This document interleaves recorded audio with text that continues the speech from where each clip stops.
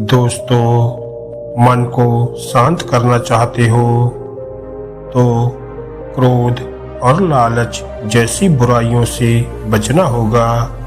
तभी आप अपने मन को शांत कर सकते हो।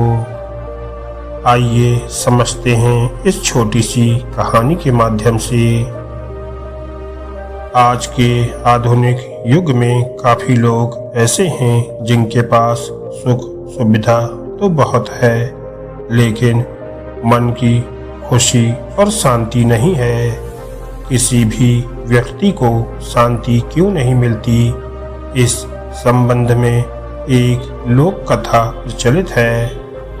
प्रचलित कथा के अनुसार एक धनी सेठ के पास धन संपत्ति और सुख सुविधा की तो कोई कमी नहीं थी, परिवार में भी कोई परेशानी नहीं थी, लेकिन उसे जीवन में आनंद नहीं मिल रहा था।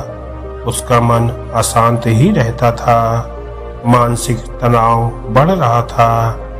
ऐसी स्थिति से निकलने का उसके पास कोई और उपाय नहीं था। तभी एक दिन उसके नगर में एक प्रसिद्ध संत पहुंचे। संत के पास नगर के लोग प्रवचन सुनने पहुंच रहे थे। सेठ को भी संत के बारे में मालूम हुआ तो वह भी उनके आश्रम पहुंच गया।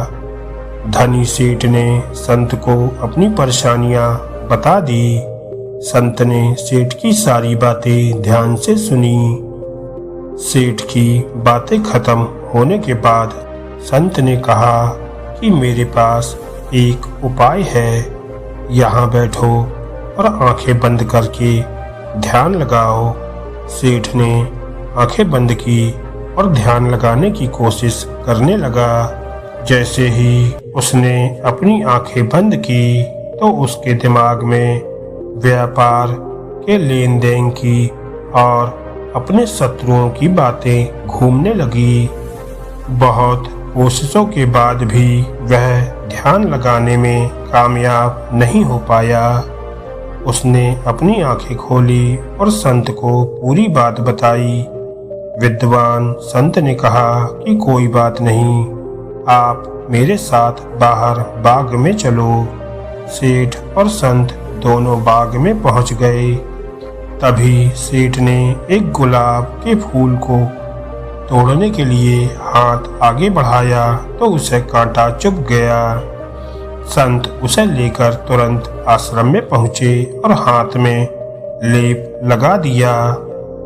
संत सेठ से बोले कि एक छोटे से कांटे से हमें इतना दर्द होता है, तो जरा सोचो, तुम्हारे मन में क्रोध, लालच, शत्रुता, घमंड जैसे बड़े बड़े कांटे चुभे हुए हैं। इनके रहते तुम्हें शांति कैसे मिल सकती है?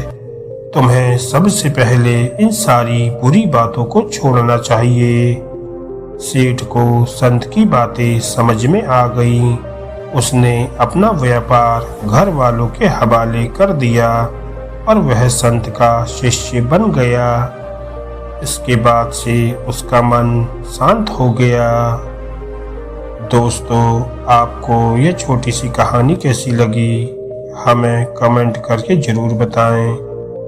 और ऐसी ही मोटिवेशनल कहानियों को सुनने के लिए हमारे चैनल को सब्सक्राइब करना ना भूलें।